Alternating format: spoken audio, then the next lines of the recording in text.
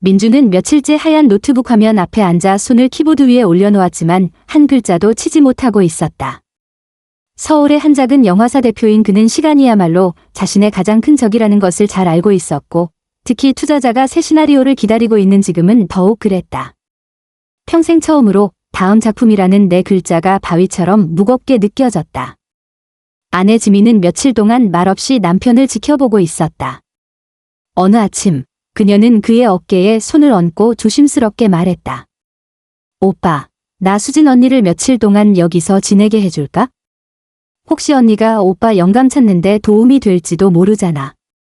수진은 지민의 여동생으로 민주는 꽤 오랫동안 그녀를 보지 못했다. 그녀는 부산에 살며 바쁜 일상 탓에 서울에 잘 오지 않았다. 민준의 기억 속 수진은 우아하고 단정한 얼굴을 가진 어딘가 시선을 붙잡는 매력이 있는 여자였다.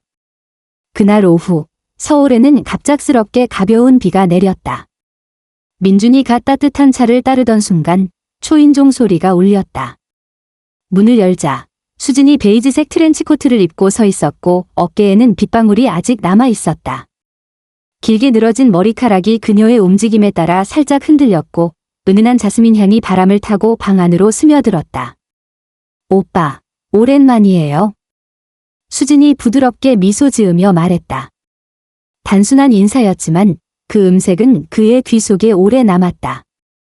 그녀가 소파에 앉아 두 손으로 찻잔을 감싸준 채 빗물로 흐릿해진 창밖을 바라볼 때 민주는 자신이 너무 오래 그녀를 바라보고 있다는 것을 깨달았다. 그 순간 오랫동안 완성하지 못했던 한 여성 캐릭터의 모습이 머릿속에 선명하게 떠올랐다. 노란 빛이 가득한 방, 조용히 한 남자를 똑바로 바라보는 한 여인. 그리고 그 눈동자는 다름 아닌 눈앞의 수진과 똑같았다. 왜 그래요? 왜 그렇게 쳐다봐요? 수진이 고개를 갸웃하며 물었다. 민주는 웃으며 고개를 저었다.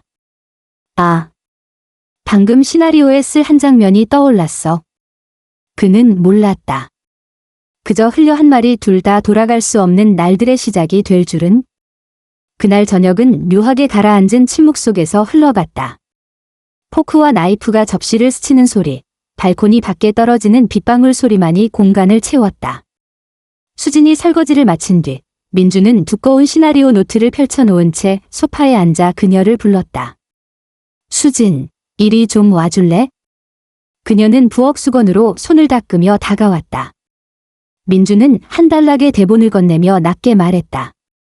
이 부분을 한번 연기해줘. 배우처럼 할 필요는 없어. 그냥 느껴주고 그 인물의 눈을 내가 볼 수 있게. 수진은 잠시 멈칫했다. 저 연기 못하는데요. 그러나 거절의 말은 그의 깊고 날카로운 시선에 삼켜졌다. 그가 한 걸음 다가서자 은근한 우디향이 그녀의 심장을 한 박자 놓치게 했다. 그냥 내 눈을 똑바로 봐, 피하지 말고.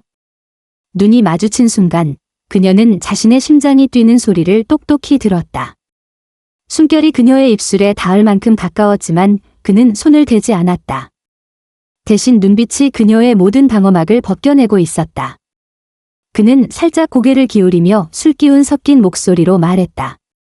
그 시선. 좋아.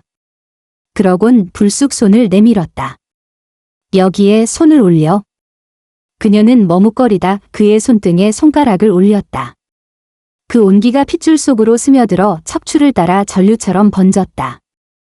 그는 아주 살짝 손을 쥐었지만 그것만으로도 그녀의 몸은 이미 붙잡혔다. 이건 더 이상 연습이 아니라 둘 다 무의식 중에 참여하고 있는 어떤 은밀한 의식 같았다. 이 장면에서 남자는 여자를 잃을까 봐 두려워서 눈빛 하나, 손가락 하나에 모든 갈망을 담아. 그는 마치 캐릭터 이야기를 하는 듯 속삭였지만 눈빛 속엔 분명 민준 자신이 있었다. 그녀는 입술을 살짝 깨물었다. 그의 손이 조여오는 감각에 숨이 빨라졌다. 민준이 한 걸음 더 다가서자 어깨가 닿을 듯 가까워졌고 향과 온기가 공기를 감쌌다. 그대로 날 잡아. 놓지 마. 그의 속삭임에 수지는 자신도 모르게 손을 더 세게 쥐고 있었다. 만약 놓으면 모든 것이 사라질 것만 같았다. 그녀의 안에서 문 하나가 열렸고 그 뒤로 낯설지만 두려움과 욕망이 뒤섞인 파도가 밀려왔다. 그날 밤 이후 민준이 시나리오 노트를 펼칠 때마다 그의 시선은 글보다 먼저 수진을 찾았다. 연습은 점점 더 자주 이뤄졌고 그때마다 둘 사이의 거리는 팽팽히 당겨진 실처럼 짧아졌다. 그날 저녁 식사가 끝난 뒤 민준은 시나리오 노트를 책상 위에 내려놓고 조용히 손짓했다. 와서 지난번 장면 다시 해보자. 수진은 젓가락을 내려놓으며 살짝 웃었다. 오빠, 아직 안 질렸어요? 민준은 대답하지 않고 의자에 기대앉아 그녀를 바라봤다.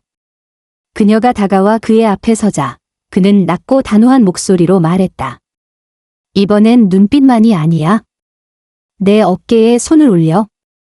수진은 천천히 그의 말대로 하며 야른 셔츠 너머로 전해지는 온기와 단단한 어깨선을 느꼈다. 민준은 그녀의 시선을 붙잡고 입가에 미소를 지었다. 그 미소는 마치 살결 위를 스치는 야른 칼날처럼 심장을 흔들었다. 이번 장면에서 남자는 여자를 놓으면 모든 게 사라질 걸 알고 있어. 그래서 더 강하게 붙잡는 거야? 이렇게. 그의 손이 불쑥 그녀의 허리로 미끄러져 들어가 몸을 끌어당겼다. 이제 둘 사이에는 숨결과 향기만이 남았다. 그녀는 심장이 터질 듯 두근거렸지만 손을 거두지 않았다. 이거 꼭 필요한 거예요? 그녀가 떨리는 목소리로 묻자 그는 거의 속삭이듯 대답했다. 아주 필요해. 그게 인물의 진실이고 내 진심이니까. 마지막 문장은 그녀의 입가 가까이에서 흘러나왔고 그 온기가 그녀를 가볍게 떨리게 했다. 그의 눈빛은 불꽃처럼 그녀의 혈관 속을 타고 흘렀다. 손이 그녀의 허리를 조금 더 세게 조이자 수지는 머릿속에 야른 실이 두 사람을 감싸며 당겨지는 장면을 그렸다. 그리고 그 실은 조금만 더 움직이면 끊어져 깊은 심연으로 떨어질 것 같았다. 그의 숨결이 그녀의 볼을 스쳤고 손끝이 척추선을 따라 가볍게 지나갔다. 그것만으로도 온몸의 감각이 깨어났다. 이제 이것은 연습이 아니라 훨씬 더 거칠고 위험한 무언가가 그들을 집어삼키고 있었다. 그날 밤 서울 하늘은 구겨진 회색 비단 같았고 빗줄기는 창문을 두드리며 은빛 줄무늬를 만들었다. 방 안에는 작은 스탠드 조명이 따뜻한 빛을 드리웠지만 그 빛의 가장자리에는 짙은 어둠이 숨어 있었다. 수지는 소파에 앉아 느슨하게 묶은 머리에서 몇 가닥이 목덜미를 스치고 있었고 야른 니트가 어깨를 감싸고 쇄골 위로 휘고 매끄러운 피부가 드러나 있었다. 마치 입맞춤을 유도하는 빈자리처럼. 민주는 두 잔의 레드와인을 들고 다가왔다. 와인 속 붉은 액체는 마취잔에서 넘칠 듯 출렁이며 빛났다. 그는 한 잔을 건네며 미소 지었다. 오늘은 술이랑 비가 있는 장면이야. 그녀는 잔을 받으며 손끝이 그의 손에 스쳤다. 그 순간 뜨거운 기운이 머리끝에서 무릎까지 번졌다. 둘은 천천히 와인을 마셨고 와인의 열기인지 그의 눈빛인지 알 수 없는 것이 그녀의 몸을 달궜다. 빗소리는 북소리처럼 가슴을 두드렸다. 민주는 잔을 내려놓고 시나리오를 집어들었으나 펼치지 않고 그녀를 똑바로 바라봤다. 이 장면에서 남자는 아주 가까이 다가가 숨소리까지 들릴 만큼 그는 천천히 어둠 속 사냥꾼처럼 다가와 그녀 앞에 섰다. 그의 숨결은 와인향과 우디향이 섞여 그녀를 감쌌다. 수진이 고개를 들어 눈을 맞추자 마치 두 개의 칼끝이 맞닿은 듯 공기가 번쩍였다. 민주는 고개를 숙여 그녀의 입술과 자신의 입술 사이에 숨결만이 오갈 거리를 남겼다. 이 장면 시나리오에 없어요. 그녀가 속삭였다. 대본으로는 표현할 수 없는 것들이 있어? 그의 목소리는 갈라졌고 손이 그녀의 얼굴을 감싸며 엄지손가락이 뺨을 부드럽게 쓸었다. 그 촉감이 그녀 안의 문을 열어 젖혔고 이름 모를 갈증이 밀려왔다. 빗소리는 갑자기 거세져 창문을 두드렸고 마치 돌아올 수 없는 길을 응원하듯 울렸다. 둘 사이의 거리는 한 번에 부드럽지만 깊은 입맞춤으로 사라졌다. 와인의 맛이 섞인 숨결이 달콤하면서도 뜨거웠다. 니트는 어깨에서 미끄러져 바람에 찢긴 도처럼 흘러내렸고 하얀 피부 위에 그의 손길이 길을 그렸다. 수지는 자신이 절벽 끝에 서 있고 민준이 그 손을 잡아 함께 어둠 속으로 뛰어드는 듯한 기분을 느꼈다. 그리고 그녀는 더 이상 생각하고 싶지 않았다. 방 안은 와인과 살냄새, 그리고 빗소리로 경계가 사라졌다. 그는 그녀를 더 가까이 끌어당겼고 손길이 척추를 따라 불씨처럼 번졌다. 숨결은 서로를 감싸며 타오르는 불길 같았다. 이번엔 입맞춤이 더 깊고 거칠었다. 마치 끝까지 닿지 않으면 둘 다 부서질 것처럼. 니트는 바닥에 떨어져 침묵의 증인이 되었고 그의 손은 그녀의 허리를 감싸 소파로 이끌었다. 둘의 몸은 마치 급류가 만난 강물처럼 얽혔다. 빗소리는 심장 박동처럼 요란하게 울렸고 누군가의 도망을 허락하지 않았다. 그가 숙이며 그녀의 피부에 입맞춤을 하려던 순간 찰칵 하고 문이 열리는 소리가 공기를 갈랐다. 둘은 얼어붙었고 심장 소리만이 요란하게 들렸다. 여보, 나 왔어. 지민의 목소리가 가방 소리와 함께 들려왔다. 수지는 재빨리 자리에서 일어나 니트를 어깨에 걸쳤고 헝클어진 머리카락이 마치 커튼처럼 그녀를 가렸다. 민주는 표정을 가다듬고 아내를 맞이하러 나갔다. 생각보다 빨리 왔네. 이틀 뒤에 올 줄 알았는데. 지민은 미소를 지었지만 시선은 수진을 향했고 손에 와인잔을 들고 서 있는 그녀를 본 순간 묘한 빛이 스쳤다. 둘이서 뭐 하고 있었어? 지민의 차분한 목소리가 오히려 수진의 심장을 조였다. 민주는 시나리오 노트를 들어 보이며 그냥 장면 얘기 좀 하고 있었어. 라고 답했다. 지민은 고개를 끄덕였지만 눈빛은 두 사람 사이에 매달려 마치 먹잇감을 노리는 새처럼 날카롭게 맴돌았다. 그날 밤 저녁 식사 내내 칼과 포크가 접시에 부딪히는 소리, 숟가락이 그릇에 닿는 소리만이 유난히 크게 울렸다. 지민이 잠든 후에도 민준과 수지는 보이지 않는 실이 목을 조이는 듯한 숨막힘을 느꼈다. 다음 날 아침, 지민이 서울을 떠나자 집은 마치 막 공연을 끝낸 무대처럼 조용해졌고 남은 건 아직 역할을 벗지 못한 두 배우뿐이었다. 민주는 수진에게 짧은 문자를 보냈다. 오늘 오후 내 작업실에서 단 6글자였지만 그녀에게는 사냥이 시작되기 전 울리는 북소리처럼 들렸다. 그날 오후 서울 하늘에는 여전히 비의 기운이 남아 있었다. 수진이 회색 두꺼운 커튼으로 빛이 거의 차단된 작은 작업실에 들어섰을 때 그곳은 오래된 종이 냄새와 커피, 그리고 남자의 향기로 가득 차 있었다. 그 공기는 마치 발을 멈추게 하는 주문 같았다. 민주는 소파에 앉아 있었고 하얀 셔츠에 윗단추 2개가 풀려 있었으며 테이블 위에 위스키 잔에는 황금빛 액체가 불처럼 반짝였다. 그는 아무 말 없이 손짓만 했다. 수지는 가슴이 북처럼 뛰는 소리를 느끼며 그 옆에 앉았다. 오늘은 대본 없어. 우리 둘만 있어. 그의 낮고 거친 목소리가 울렸고 손이 그녀의 허리를 찾아 단숨에 끌어당겼다. 숨과 숨이 부딪히며 하나로 섞였고 예고 없이 깊고 무거운 키스가 닫힌 공간을 채웠다. 위스키 향과 입술의 온기가 그녀의 머릿속을 태웠다. 그의 손길은 마치 지도 위에 금지된 선을 따라가듯 그녀의 곡선을 천천히 그려나갔다. 그녀는 자신이 하얀 종이가 되어 그의 뜨거운 펜촉이 지울 수 없는 선을 새기고 있다고 느꼈다. 그가 그녀를 소파에 눕히자 벽에는 두 사람의 실루엣이 얽혀 있었다. 숨결 하나하나가 달콤한 칼날처럼 제정신을 베어냈다. 창밖에서는 다시 비가 내리기 시작했고 빗소리는 마치 보이지 않는 관객들이 보내는 박수처럼 거칠었다. 그날 이후 민준과 수진의 만남은 마치 도둑질 같았다. 그들이 훔치는 것은 금이나 보석이 아니라 시간, 숨결, 그리고 피부의 온기였다. 그들은 도시의 그늘진 곳에서 만나 서로의 그림자 속에 몸을 숨겼다. 한 번은 인적 없는 지하 주차장에서 두 대의 SUV 사이 어둠 속에서 그가 그녀를 끌어당겨 거칠게 입을 맞췄다. 휘발유 냄새와 금속 냄새, 에어컨 팬 소리가 묘하게 뒤섞인 그 공간에서 키스는 기스처럼 시작되었고 그의 손이 그녀의 목덜미를 붙잡아 세상은 그 좁고 뜨거운 공간으로 축소되었다. 또 한 번은 서울 외곽의 오래된 카페, 다락방 같은 좁은 2층 공간에서였다.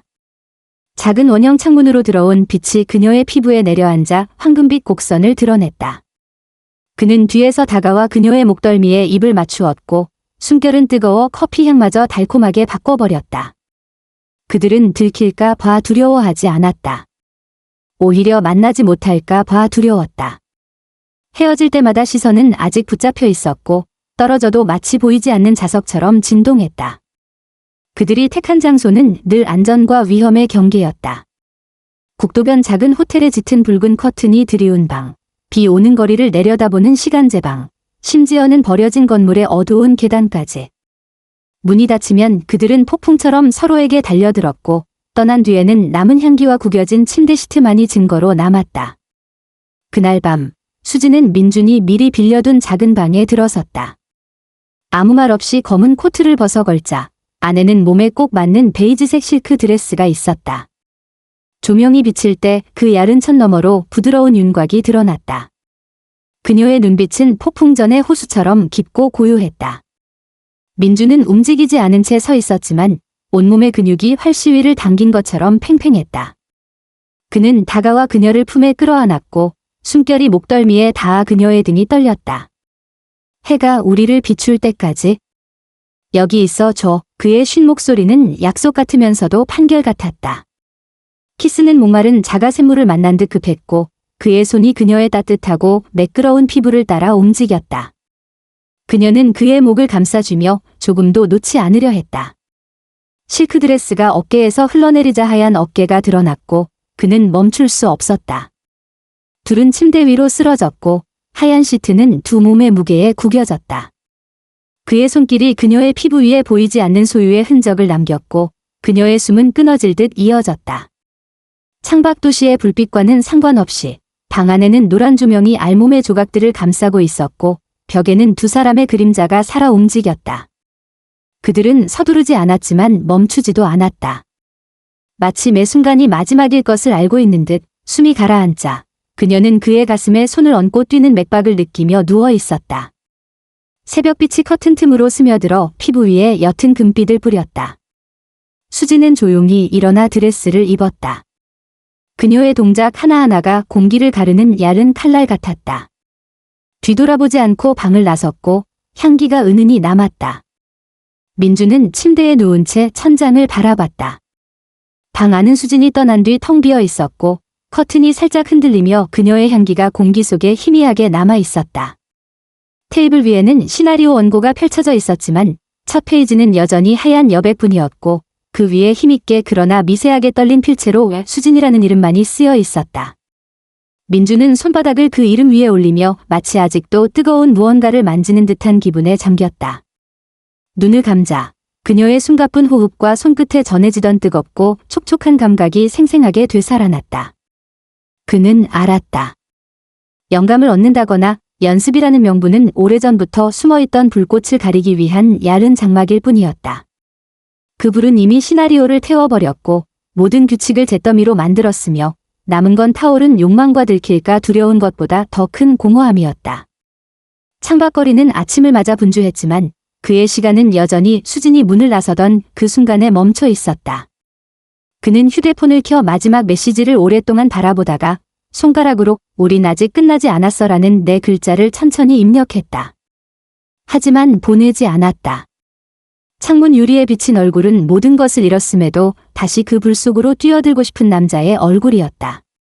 마음속 깊은 곳에서 그는 알고 있었다. 이 이야기는 끝나지 않았다. 다만 지금은 얇은 먼지 속에 묻혀 있을 뿐이고 한 번의 거센 바람이 불어오면 다시 타올라 이전보다 더 격렬하고 위험하게 번질 것이며 그때는 더 이상 어떤 대본에도 담을 수 없을 것이라는 것을